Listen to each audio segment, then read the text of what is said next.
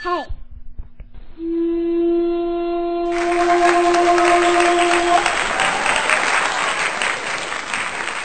Meru, kita masih membahasnya bersama dengan psikolog Renata Kristiani. Mbak Neta tadi telah disampaikan bahwa banyak sekali kegiatan-kegiatan yang dilakukan oleh para relawan. Bisa dikatakan sebuah seremonial begitu untuk memberikan dukungan psikososial kepada para pengungsi. Apakah kegiatan ini cukup efektif? Ya, benar sekali Mas. Jadi memang perlu kita untuk memikirkan, perlunya ada program yang berkesinambungan. Jadi tidak hanya 1 atau 2 kali kegiatan lalu pergi gitu ya, tapi bagaimana kita bisa memberdayakan orang-orang penyintas gitu agar bisa pulih dan bisa bangkit. Itu yang penting. Jadi jangan sampai setelah kita melakukan kegiatan lalu kemudian kita tinggal, mereka malah jadi lebih terpuruk gitu karena mereka selama ini bergantung pada bantuan kita. Nah, justru yang penting adalah bagaimana kita justru membangkitkan semangat mereka, harapan mereka, sehingga mereka jadi merasa berdaya dan merasa bisa bangkit dan pulih bersama-sama. Jadi setelah kita tinggal pun mereka tetap bisa bangkit dan pulih. Oleh sebab itu perlu ada program yang berkesinambungan, tidak hanya hit and run ya, atau 1 atau 2 kali saja, tapi pendampingan terus menerus gitu, dan juga membuat mereka bisa bangkit dan berdaya tadi. Misalnya memberikan pelatihan. Jadi kalau memberikan bantuan itu tidak hanya memberikan ikan, tapi justru malah memberikan kailnya gitu, sehingga mereka tahu bagaimana caranya untuk bangkit dan pulih kembali seperti berarti itu. Memang perlu ada gerakan ataupun sebuah program pemberdayaan yang berkelanjutan ya.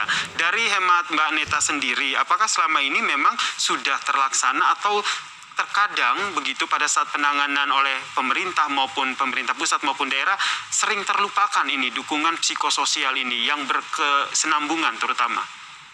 Ya, ini memang kita masih perlu terus-menerus belajar dari Jepang ya Mas ya, karena kan sebenarnya Indonesia itu negara yang rawan bencana, tapi sayang sekali ketika terjadi bencana seringkali kita tidak siap. Jadi sebenarnya penting untuk masyarakat untuk disiapkan gitu. Jadi penting sepertinya untuk kita semua belajar untuk bisa siap siaga bencana, dan beberapa program memang sudah ada ya dari BNPB lalu juga dari PMI gitu, dan akan lebih baik bila itu semua juga diajarkan juga Mas di sekolah-sekolah ataupun di tingkat RT RW gitu, sehingga ketika terjadi bencana kita sudah siap, kita tahu apa yang harus dilakukan, dan kita bisa melakukan sesuatu, misalnya memberikan dukungan psikososial juga buat lingkungan sesama kita. Jadi tidak perlu harus menunggu berlarut-larut atau berlama-lama misalnya bantuan dari pemerintah, tapi kita lingkungan terdekatnya bisa memberikan bantuan. Seperti tadi ya Mas ya, saya terkesan dengan para pedagang sayur yang langsung dengan inisiatif sendiri memberikan bantuan sayur untuk para pengungsi. Nah, itu bagus sekali Mas. Itu namanya berarti sudah ada inisiatif, dan mereka jadi berdaya ya, bisa saling membantu. Karena memang kalau bukan kita, siapa lagi yang bisa sama-sama membantu? Dan lebih diharapkan bagaimana dukungan dari warga sekitar, karena memang mereka juga senasib dan sepenanggungan, sehingga sama-sama bergandengan tangan untuk ayo kita bangkit dari keterpurukan bencana ini. Kemudian dari program-program yang baiknya dilakukan pasca ataupun dukungan psikososial sendiri, idealnya itu dilakukan sampai berapa lama? 1 bulan, 6 bulan, atau seperti apa jangka waktunya?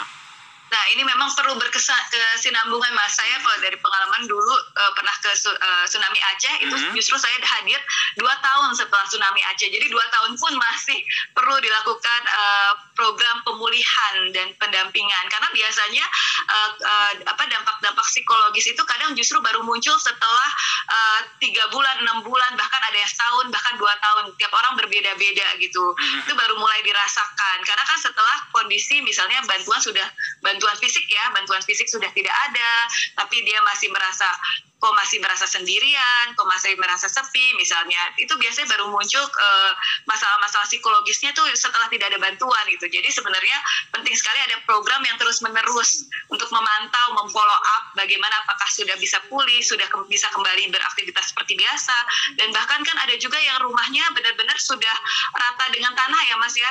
Itu mungkin susah untuk kembali lagi. Jadi mungkin bisa direlokasi di tempat yang lebih baik. Nah, itu kan dibutuhkan juga adaptasi lagi ya Mas ya. Betul. Dengan lingkungan baru, lalu pekerjaannya juga perlu menyesuaikan dengan lingkungan yang ada gitu.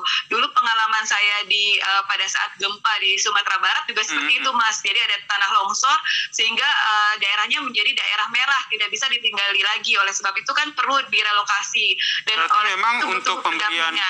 Berarti memang untuk pemberian bantuannya sendiri tidak hanya berupa bantuan, tapi ada program pemberdayaan masyarakat yang menjadi korban atau menjadi warga yang terdampak, begitu ya? Iya, benar untuk Mas. Konsep pemberdayaan sendiri, dari hemat Anda, baiknya konsep pemberdayaan warga terdampak pasca bencana ini seperti apa? Tahan dulu, Mbak Neta, kita akan lanjutkan perbincangan kita usai jeda berikut ini. Tetaplah bersama kami di Breaking News Kompas TV. Psikolog Renata Kristiani masih bergabung bersama kami di Breaking News Kompas TV. Mbak Neta, terakhir dari saya, apa yang harus dilakukan oleh tim SAR gabungan pemerintah pusat ataupun pemerintah daerah sehingga benar-benar dukungan psikososial itu memberikan dampak tidak hanya jangka pendek tapi jangka panjang? Ya, benar.